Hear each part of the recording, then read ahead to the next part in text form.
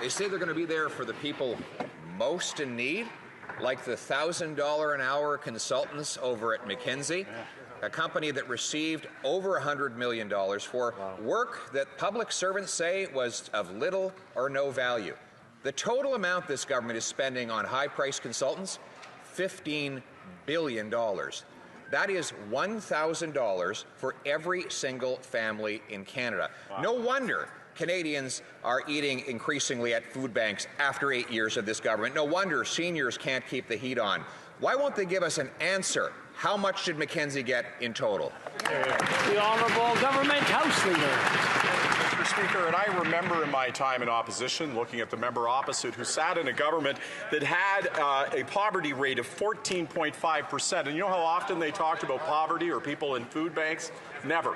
And in fact, what has happened under this government is that rate has been reduced by 56%. We have lifted literally over 1.5 million people out of poverty. And I would point out that under the worst period of growth since 1946, which his government presided over, that this government in turn has seen more than 1.5 million jobs created since they left office. Honourable Leader of the Opposition.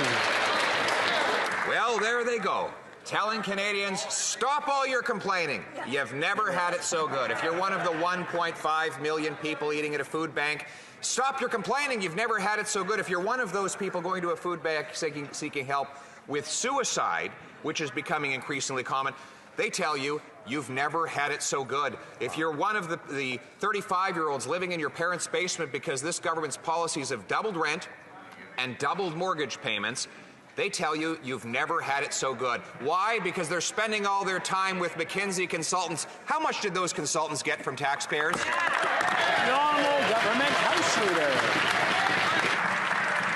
Mr. Speaker, when the world is going through something incredibly difficult, you have a choice of what you can do. You can look them in the eyes and tell them straight that they're in the most difficult time that humanity has gone through since the Second World War, or you can retweet what's going wrong in the world and make YouTube videos. It's time for serious leadership. And you know what's happened over the last 8 years?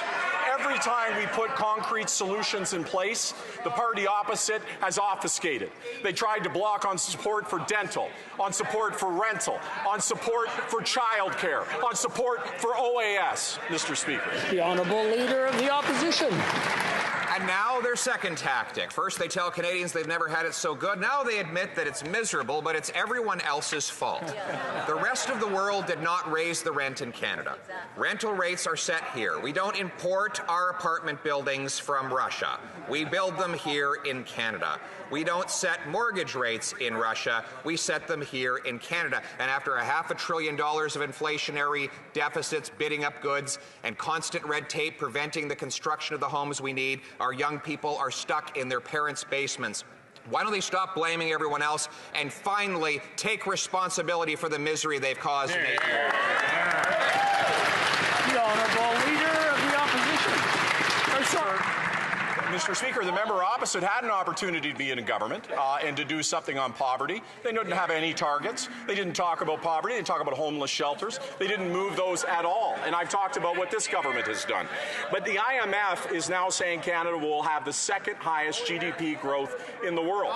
And the reality is that as we work hard to lift Canadians up and do critical things like childcare and dental care, instead of just amplifying anxiety and fear, why won't they be part of the solution?